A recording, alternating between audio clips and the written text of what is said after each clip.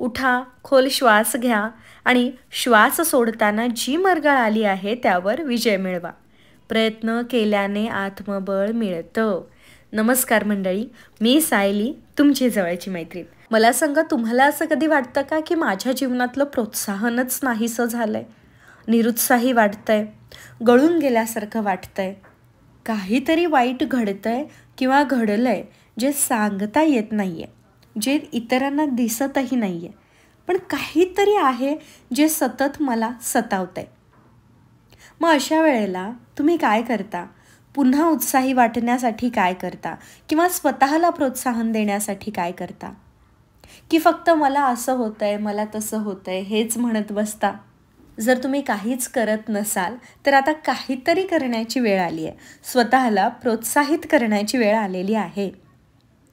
तुम्हाला जेव्हा हरवल्यासारखं, लक्ष ढळल्यासारखं किंवा प्रोत्साहन कमी पडतंय असं वाटेल, तेव्हा तुम्हाला जे आवडेल अशा विषयांची पुस्तकं हाती घ्या किंवा गुगलवरती सर्च करा किंवा यूट्यूबवरती काहीतरी छान पॉडकास्ट ऐका किंवा मला काय व्हायचं आहे ते होण्यासाठी मी काय केलं पाहिजे याबद्दलची पुस्तकं वाचा, व्हिडिओज पहा, इंटरनेटवरती माहिती मिळवा. बऱ्याचदा आपल्याला काहीच करायचं नसतं, आपलं ध्येय नसतं, आपल्याकडे मोठमोठी ध्येय नसतील, तरी देखील ज्ञान मिळवणं हा जीवनाचा हेतू तर आपण बाळगू शकतोच ना. जेव्हा आपण ज्ञान मिळवण्यासाठी प्रयत्न करतो तेव्हा आपल्या आत्म्याचं पोषण होतं. अगदी आपण शिकलेली प्रत्येक गोष्ट प्रत्यक्षात अंमलात आणली नाही तरीही आपल्याला ज्ञानार्जनातून ऊर्जा मिळते. जे काही आपण ऐकतो, वाचतो, पाहतो, चांगल्या चांगल्या गोष्टी ज्यातून आपल्याला ज्ञान मिळते, त्यातून ना आपल्याला एक ऊर्जा मिळते. आनंदी आयुष्य जगण्याची ती ऊर्जा असते. बरं, आता तुम्ही म्हणाल की या ज्ञानाचा उपयोग कसा आणि कधी करायचा? जरी या ज्ञानाचा प्रत्यक्ष उपयोग नाही झाला तरी देखील भविष्यात कधी ना कधी या गोष्टी अप्रत्यक्षपणे आपल्या उपयोगात येतात. आपण त्याचा वापर करतो, फक्त आपल्याला त्याची जाणीव होत नाही.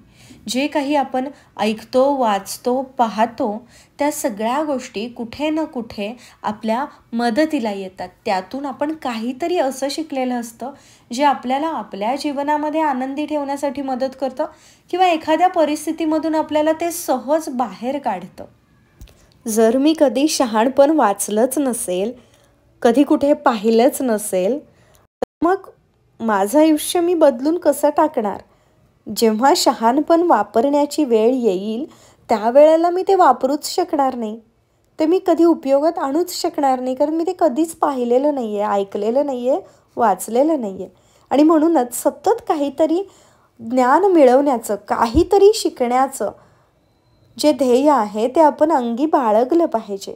आणि शेवटी आपण आपल्या ज्ञानाचा वापर करू अथवा नाही करू, पण ज्ञान हा जीवन जगण्याचा एक उत्तम मार्ग आहे असं मला वाटतं. जरी एखाद्या परिस्थितीतून बाहेर पडण्याचं ज्ञान आपल्याकडे असलं, पण तशी परिस्थिती आपल्यावर आलीच नाही तरी देखील आपल्या आजूबाजूच्या लोकांना त्या परिस्थितीमधून जात असताना पाहून आपण त्यांना सल्ला देऊच शकतो, त्याचा उपयोग त्यांना होऊच शकतो ना. आता बघा, सध्या मी वाचतीये फोकस ऑन व्हॉट मॅटर्स, आणि या पुस्तकामधले काही धडे आहेत किंवा काही जी वाक्य आहेत, काही सुविचार आहेत, ते मी व्हिडिओच्या माध्यमातून तुमच्यापर्यंत पोहोचवते आहे.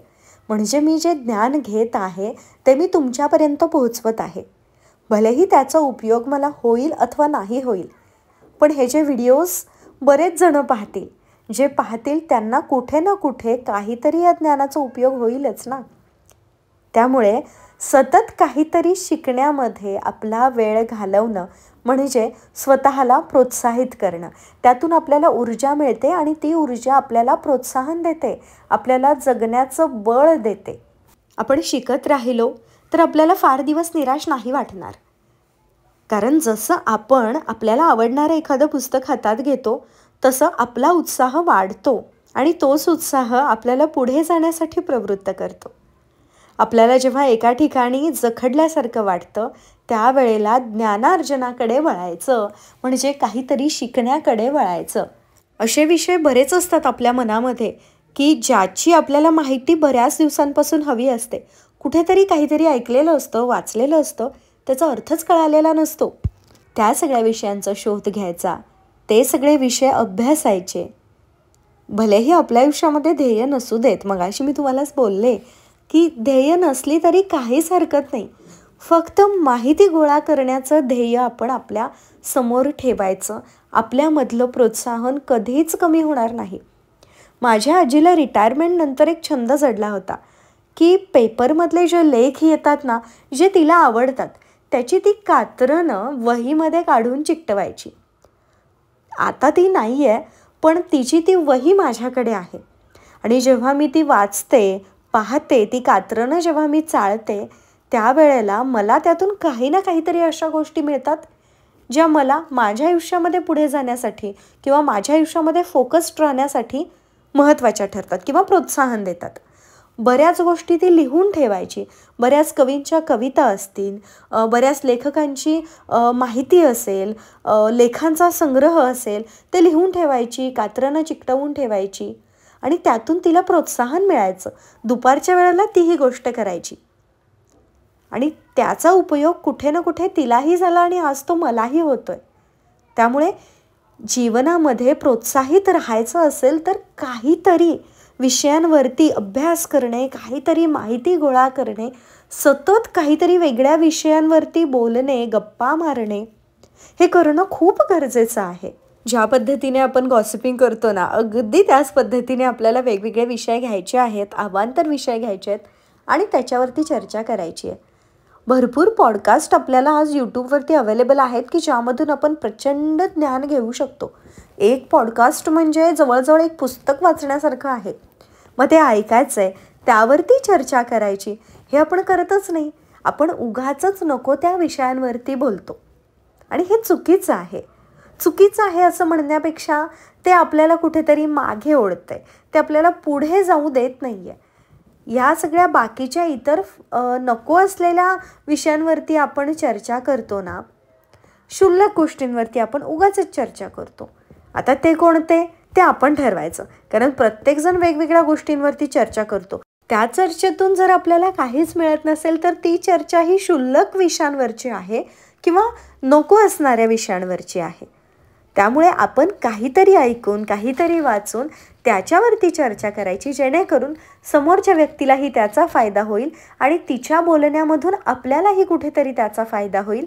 दोघांच्या संभाषणातून तिसरी एखादी नवी गोष्ट कळते, ज्यामुळे आपल्याला आनंद मिळू शकतो किंवा प्रोत्साहन मिळू शकतं. आणि म्हणूनच जेव्हा जेव्हा आयुष्यामध्ये काहीच न करण्यासारखं वाटेल, उत्साह कमी होईल, त्यावेळेला माहिती गोळा करायची, ज्ञान गोळा करण्याचा प्रयत्न करायचा. ज्ञानार्जन करण्यातून उत्साह वाढतो. स्वतःला प्रोत्साहन देण्याचा हे एकमेव मार्ग आहे असं मला वाटतं. काय पटतंय ना? तुम्हाला जेव्हा निरुत्साही वाटतं त्यावेळेला काय करता? कमेंट्समध्ये मला सांगा. असे विषय तुमच्यापर्यंत मी नक्कीच पोहोचवेन, पण ते जास्तीत जास्त लोकांपर्यंत पोहोचवण्याची जबाबदारी तुमची आहे. आपल्या चॅनेलला जास्तीत जास्त मैत्रिणींपर्यंत, मित्रांपर्यंत पोहोचवा. एकत्र ग्रो करूयात, एकत्र मनावरती काम करूयात. लवकरच भेटेन अशाच एका नवीन विषयासोबत. तोपर्यंत स्वतःची काळजी घ्या. नवनवीन गोष्टींची माहिती घेण्याचा छंद लावून घ्या.